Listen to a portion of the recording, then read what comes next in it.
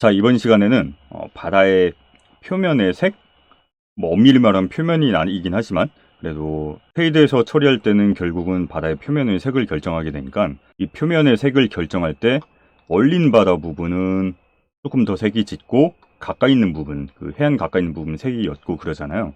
이런 식으로 산란, 흡수, 그리고 요 멀리 있는 거는 반사가 많이 되고 가까이 있는 거는 불절돼서 보이고, 이런 걸 결정해주는 프레넬 텀이라든가 이런 바다의 색을 결정하는 부분들을 한번 살펴보도록 하겠습니다. 역시 마찬가지로 이 워터 스크립트부터 보시면 되고요. 되게 다양한 파라미터들이 있긴 하지만 이걸 다 살펴본다기보다는 흡수하고 산란 같은 경우는 이런 식으로 그라데이션 컬러를 미리 지정을 해놔서 이걸 사용을 합니다.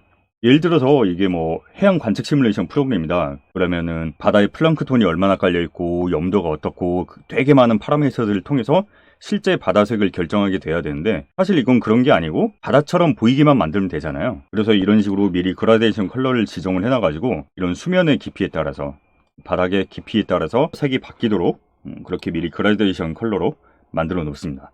그리고 이 그라데이션 컬러를 쉐이더에서 실시간으로 연산해서 쓰는 게 아니고 미리 텍스처로 만들어 놓습니다. 한번 실행해서 프레임 디버그로 살펴봐 볼게요. 프레임 디버그 키고 이네이블을 해서 물 메시를 그릴 때 한번 보면요, 이 텍스처 파라미터 중에 업저션 스캐터링 램프라고 텍스처가 하나 있죠. 이 텍스처로 만들어서 128바이 4짜리 텍스처로 만들어서 이 텍스처를 읽어다가 사용을 합니다. 그래서 이걸 처리해주는 부분은 역시 코드를 보면 될 거고요. 워터 스크립트를 보면 됩니다. 한번 스크립트를 봐볼게요. 이 워터 시스템에서 쭉쭉쭉 내려보시면은 init 함수에서 generate color ramp라는 함수를 호출합니다. 그래서 이 함수 안에 가서 보면은 램프 텍스처를 128바이 4짜리로 하나 만들죠. 그래서 첫 줄에는 이 observation 램프, 그러니까 흡수 컬러를 지정했던 그라데이션, 이 그라데이션 값을 읽어다가 텍스처 한 줄을 채워줍니다. 그리고 그 다음 줄에는 스캐터 램프, 그러니까 이 산란 값을 그라데이션을 만든 거를 읽어다가 텍스처에 기입을 해줍니다. 그리고 그 다음 줄에는 폼 램프를 지정을 해놓는데, 근데 보면 텍스처는 이렇게 네 줄로 만들었잖아요. 그러니까 128 텍셀, 4 텍셀 그렇게 만들었는데 GP에서 읽는 텍스처는 2n승으로 만들어야 되기 때문에 3 대신 4를 사용한 거라서, 그래서 사실은 이 텍셀 네 번째 줄은 낭비되긴 하는 거예요. 그래도 2n승으로 만들어야 되는 제약 때문에 이렇게 4로 한 거죠. 그리고 실제 사용되는 거를 쉐이더 코드에서 확인해 보면 되는데요. 쉐이더 코드 같은 경우는 패키지에 보트 어택 워터 시스템 안에 쉐이더 폴더가 있습니다. 그 안에서 워터 쉐이더를 살펴보면 되죠. 그리고 그 안에는 워터 커먼 HLSL 파일을 참조하고요. 그리고 워터 커먼 HLSL 파일을 열어보면은 워터 프래그먼트라는 함수가 있습니다. 이 안에서 최종 프래그먼트의 픽셀의 색들이 결정이 됩니다. 그래서 색을 결정하는 각각의 항목들이 이렇게 주석을 달려 있거든요. 그래서 라이팅을 처리하는 부분, 디스토션 처리하는 부분, 패널 부분, 이런 식으로 많이 있고요. 이 함수를 봐볼게요. 그래서 이 스캐터링 함수에 보면은 이 램프 텍스처링인데 UV 좌표 중에서 U 값은 뎁스에 의해서 결정이 되고 V는 0.37로 해가지고 0.25보단 높고 0.5보단 낮은 그 중간 값을 잡아가지고 픽셀의 두 번째 줄로부터 값을 읽어냅니다. 그래서 이 그라데이션 컬러를 봤을 때 뎁스가 0에 가까우면 이 왼쪽 값을 읽을 거고, 뎁스가 1에 가깝다 그러면은 이 오른쪽 값을 읽게 되겠죠. 그리고 흡수를 처리하는 부분도 마찬가지로 같은 램프 텍스처인데 요 V의 V 값은 0, 그러니까 첫 번째 줄의 텍스를 읽어가지고 값을 가져오게 됩니다. 그래서 마찬가지로 그라데이션 컬러에서 뎁스가 0에 가까우면은 요 거의 흰색에 가까운 값을 읽을 거고, 1이라 그러면 요 어두운 검은색 부분을 읽게 되겠죠. 이런 식으로 복잡한 연산이 필요한 값들을 미리 텍스트로 만들어놔서 이 쉐이더에서는 텍스트를 읽어다 사용하게 되면은 그만큼 쉐이더 연산을 절약할 수 있기 때문에 좀 많이 쓰이는 기법 중 하나예요. 예를 들어서 그라데이션 컬러라든가 아니면 사인 코사인 값이라든가 아니면 라이팅 결과라든가 그런 많은 부분들을 미리 텍스처 램프로 만들어놔서 사용하게 되면은 픽셀 쉐이더를 최적화할 수가 있죠. 그리고 다시 프래그먼트로 가볼게요. 이 워터 프래그먼트에서 라이팅 값도 읽고 스캐터링 값도 읽고 이런 것들이 프레넬 텀에 의해서 영향을 받게 되어 있습니다. 그래서 프레넬 처리한 코드를 한번 봐볼게요. 이 calculate 프레넬 텀 이 함수 같은 경우는 워터 라이팅 HLSL 파일에 있습니다. 이 파일 역시 보트 어택 워터 시스템의 쉐이더 폴더 안에 있고요. 이 calculate 프레넬 텀 이 함수 같은 경우는 월드 스페이스 노멀과 월드 스페이스의 뷰 디렉션 이 두 벡터를 내적해서 얻어내게 됩니다. 예를 들어서 이렇게 물 표면에 노멀 방향이 있습니다. 그래서 이게 월드 스페이스 기준으로 노멀 N 벡터고요. 그리고 뷰 디렉션 같은 경우는 버텍스에서 카메라 방향으로 하는 게 카메라라고 볼게요. 카메라입니다. 또 등장했네, 카메라가.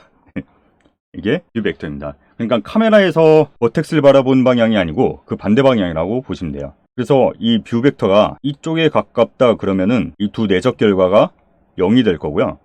그게 아니고 이 노멀 방향에 가깝다 그러면은 내적 결과가 1이 되겠죠. 그리고 그걸 요 1에서 빼줘가지고 0에서 1 사이던 거를 뒤집어가지고 1에서 0 사이로 만들어줍니다. 그리고 그걸 거듭 제곱 인자로 10을 해가지고 이 선형적인 값을 비선형적으로 만들어주는 거죠. 이렇게 프레넬 텀을 얻어온 다음에 이렇게 리플렉션을 처리해줄 때 인자로 텀을 넣어줍니다. 그래서 이 샘플 리플렉션 여기를 들어가 보면요, 이 샘플 리플렉션 역시 워터라이팅 HLSL 파일에 있습니다. 그래서 이 코드가 지난 영상에서 다뤘던 부분이죠. 그리고 이 리플렉션 결과를 프레넬 텀에 곱해줍니다. 이렇게 해서 이런 멀린 부분은 이 노멀 벡터가 있고 이렇게 카메라가 이때는 이렇게 있어서 뷰 벡터가 이런 식으로 이런 각도가 나오겠죠. 그래서 이 노멀 벡터와 이 뷰 벡터의 간격이 넓기 때문에 이 각이 크기 때문에 이 내적 값이 0에 가까워지지만 그걸 뒤집어서 거듭 제곱을 해줬기 때문에 프레넬 텀이 반사가 세게 맺히게 되죠. 하지만 그 반대로 가까운 부분, 이런 부분은 그만큼 프레넬 텀이 약하게 되고 반사가 그만큼 죽어버리게 되죠. 그리고 또 이 데모의 워터 시스템에서 특이한 점 중 하나가 이 그림자 쪽을 보시면은 이 수면에 맺히는 그림자 부분을 보시면은 디더링 아니면 지터링 이런 현상들이 일어납니다. 사실 디더링랑 지터링랑 엄밀히 말하면 다른 얘기긴 하지만 이건 살짝 그 경계에 있는 것 같아요. 사실 수면에서 그림자 처리하는 게 되게 애매한 상황 중 하나긴 하거든요. 그래서 확대해서 보면은 이런 식으로 픽셀들을 흩뿌려 가지고 지터링 시켜 가지고 그림자의 경계를 자연스럽게 만들어줍니다. 이 부분도 워터 프래그먼트 함수를 보시면 되고, 여기 라이팅 처리할 때 이 디더 패턴을 읽어가지고 섀도우를 처리할 때 지터링을 적용시켜줍니다. 만약에 예시로 이 지터링을 한번 없애볼게요. 강제로 0으로 만들어줍니다. 그리고 그 결과를 보면 이렇게 표면에도 그림자가 맺히고 바닥에도 그림자가 맺히게 되면서 이렇게 레이어가 두 개처럼 나오는 어색한 광경이 연출되게 돼요. 그래서 이런 부분을 이 수면엔 지터링을 걸어줘가지고 경계를 좀 부드럽게 티가 안 나게 만들어주는 거죠. 다시 이 라인을 없애서 저장하고, 사실 이게 가까이서 보면은 이런 식으로 티가 나는데 멀리서 봤을 땐 그렇게 자연스럽게 티가 별로 그렇게 크게 나진 않아요. 이런 식으로 이 워터 시스템에는 굉장히 많은 어찌 보면 트릭들과 그런 기법들이 적용이 되어 있습니다. 그래서 사실 요소들이 더 설명할 게 많긴 한데 이런 거 하나하나 다 다루려면은 한도 끝도 없을 것 같고요. 제가 설명하는 부분은 이 정도로 하고요. 이렇게 총 5편의 영상을 만들고 있는데 이 영상들을 보시고 이 시스템을 살펴보시면은 웬만한 부분은 어렵지 않게 분석하고 살펴보실 수 있을 거예요. 그렇게 해서 분석하고 살펴보는 것이 끝이 아니고 결국은 여러분의 프로젝트에 이 시스템을 적용을 하셔야 되잖아요. 그래서 다음 영상에서는 이 워터 시스템을 다른 URP 프로젝트에 가져가는 방법을 한번 다뤄보도록 하겠습니다. 그럼 구독과 좋아요 잊지 마세요.